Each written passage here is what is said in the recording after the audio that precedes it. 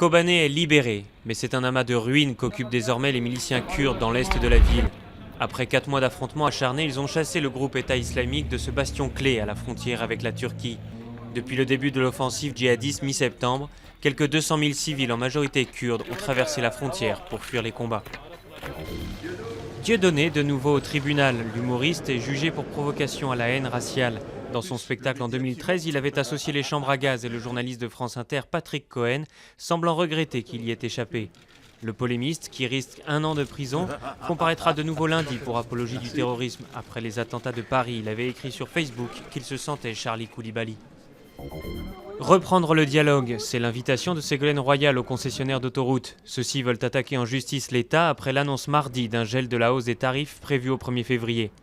Contestée par les concessionnaires, l'autorité de la concurrence confirme par ailleurs la rentabilité exceptionnelle des sociétés d'autoroutes, assimilable selon elle à une rente.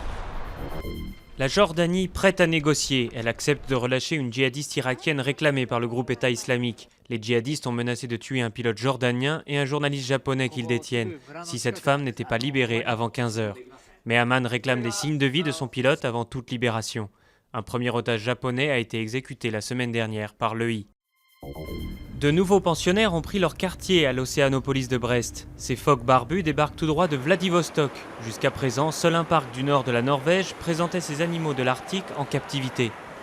Vlad, Zora et Dinka devront trouver leur marque dans un bassin de 1000 m3, bordé d'une banquise reconstituée.